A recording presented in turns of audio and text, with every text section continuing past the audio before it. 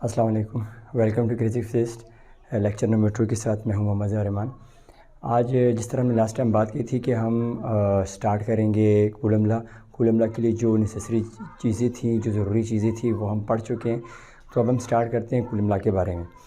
Coulomb law by definition, अगर हम सबसे पहले कूलम लॉ की बात करें तो कूलम लॉ जिस बंदे ने प्रेजेंट किया था, जिस तरह नाम उसका कूलम लॉ है, उसका नाम था August Charles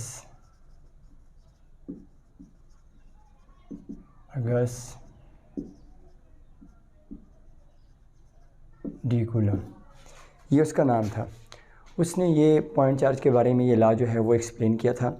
according to the Coulomb law क्या कहता है? कूलम लॉ कहता है कि जब भी दो चार्जेस हम करीब लेके आएंगे पॉइंट चार्जेस की बात की जाती है। जब भी दो पॉइंट चार्जेस आप करीब लेकर आएंगे तो उसकी जो फोर्स ऑफ अट्रैक्शन है और रिपल्जन है उसके बारे में बात की जाती है कि वो डायरेक्टली प्रोपोर्शनल होगी इन दोनों के प्रोडक्ट के। आप इन दोनों चार्जेस का प्रोडक्ट ले लो और इन्वर्सली प्रोपोर्शनल होगी square of distance between them. यानी कि जितना आप उसको करीब लेकर आओगे उतना उसमें फ़ोर्स ऑफ अट्रैक्शन या रिपल्जन बढ़ती जाएगी। जितना आप उसे दूर लेकर जाओगे उतना फ़ोर्स ऑफ अट्रैक्शन रिपल्जन जो है वो कम होती जाएगी।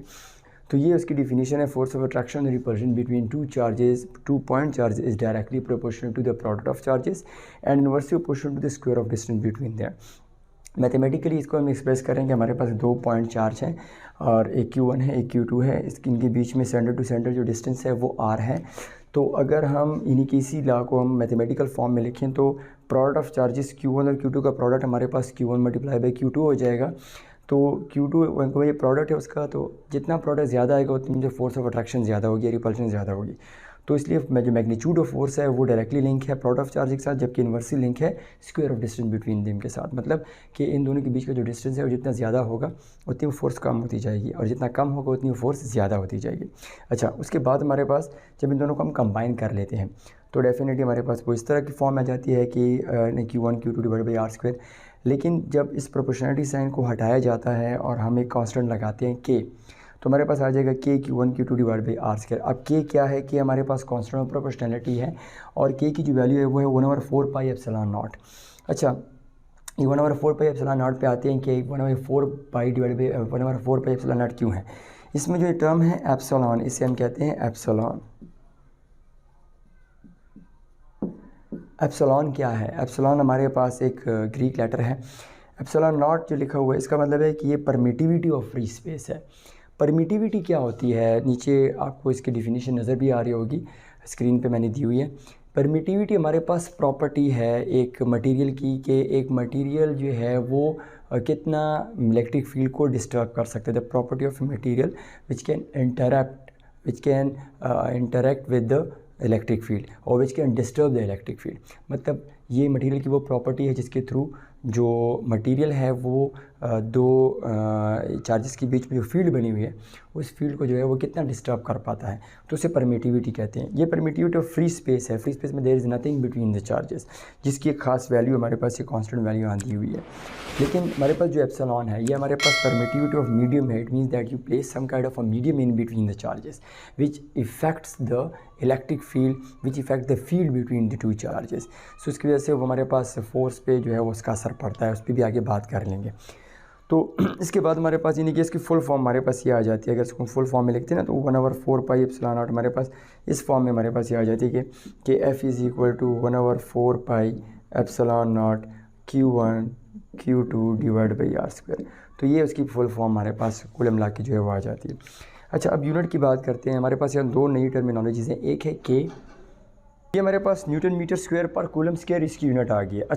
अच्छा, अब आते हैं जो है वो एप्सिलॉन की तरफ।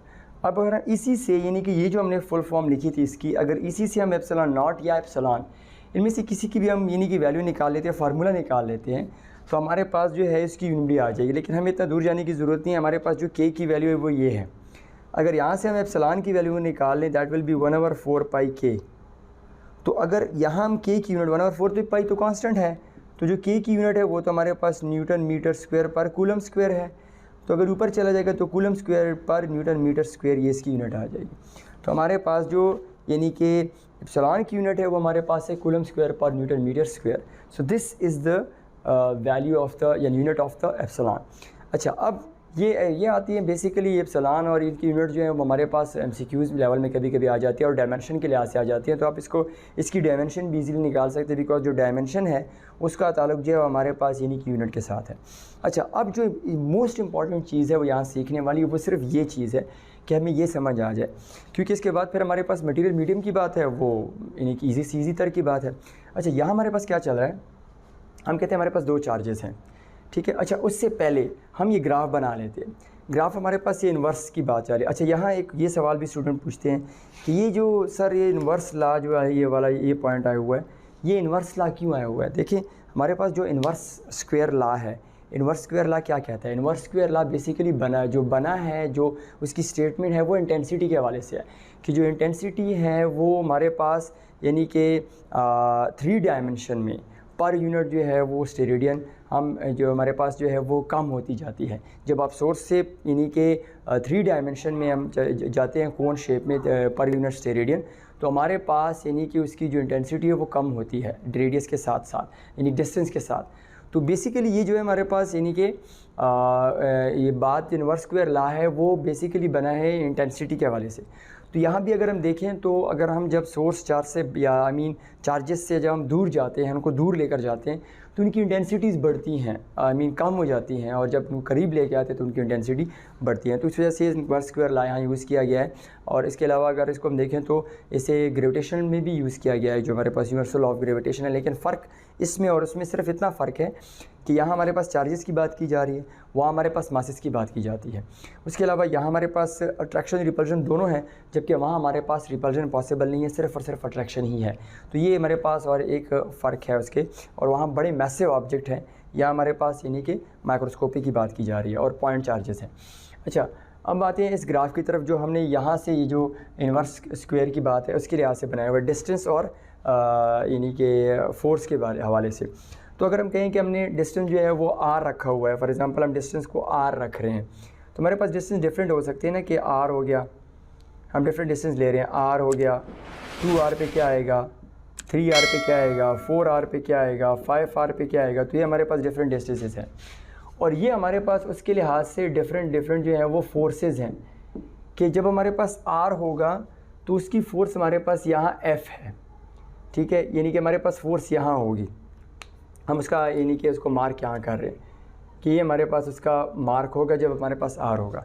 अच्छा, जब हमारे पास 2r होगा, जब आप यहाँ 2r पुट करोगे तो हमारे पास 4r स्क्वायर बन जाएगा।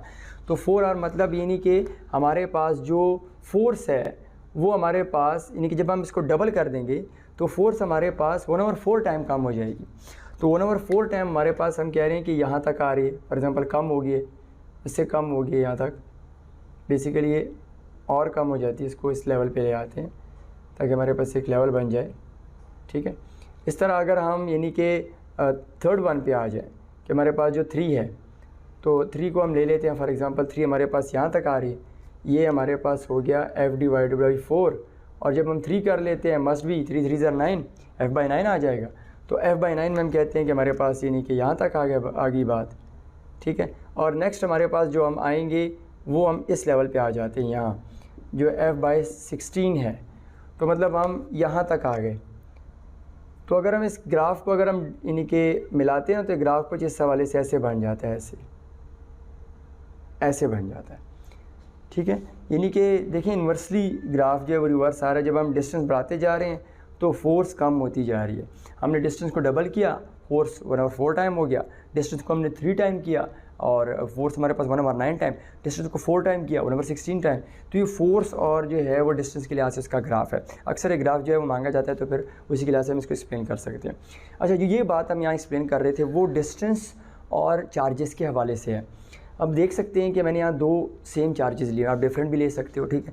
अब समझने वाली बात क्या है, ये और ये चार्ज दोनों पॉइंट चार्ज हैं, सेम चार्जेस हैं, ठीक है। और कूलम लॉ जो है वैलिड ही सेम चार्जेस के लिए है। क्यों?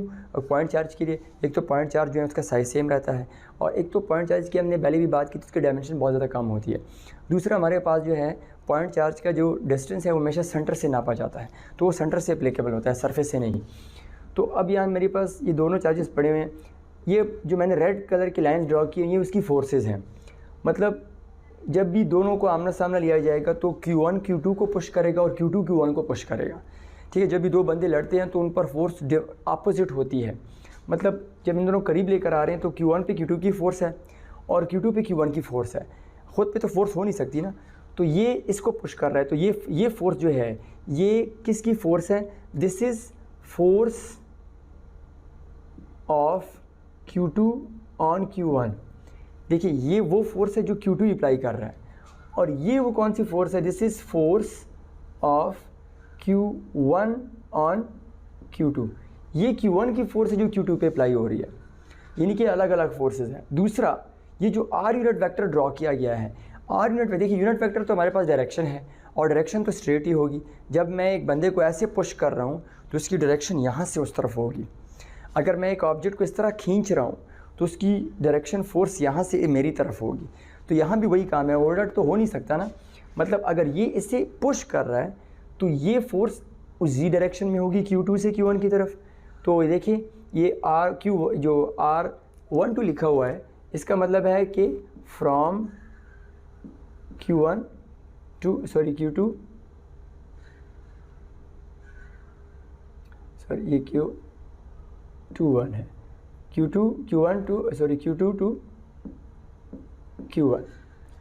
और अगर हम इसकी तरफ देखें ना तो इसकी तरफ ये हमारे पास हो जाएगा कि फ्रॉम Q1 टू Q2। देखिए ना ये डायरेक्शन है ना, देखिए जब ये फोर्स अप्लाई करेगा ये Q2 ये फोर्स अप्लाई कर रहा है, लेकिन ये तो इस तरह पुश कर रहे हैं ना, तो ये फोर्स Q2 से Q1 की तरफ ये लग रही है, डायरेक्शन सिर्फ ये है।